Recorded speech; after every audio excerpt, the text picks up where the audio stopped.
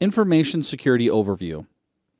So we're going to start to introduce to you some new concepts, new phrases, new ideas that you need to become familiar with.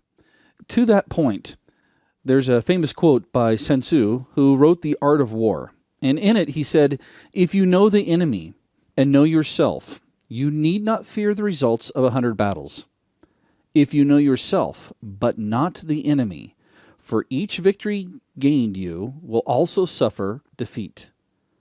If you know neither the enemy nor yourself, you will succumb in every battle." And this is so true when it comes to protecting ourselves or security and hacking.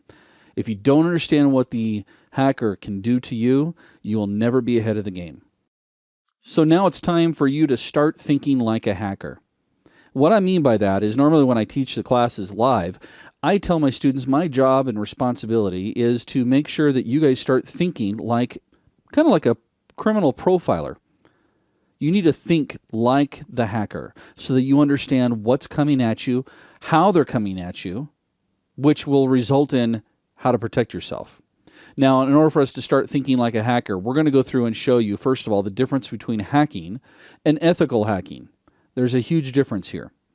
We'll also go through and take a look at some of the fundamentals of information security. Why do we have security in place? What is its purpose? And making sure that that purpose meets the requirements that we have for our company. We'll also take a look at some new terminology that you may or may not be familiar with. We're going to introduce some new concepts, new terms, and hopefully make sure that they are clear to you. Then I'm going to talk to you about the technology triangle. This is a concept that everybody in the IT industry has to face, and the dilemma that we have with it.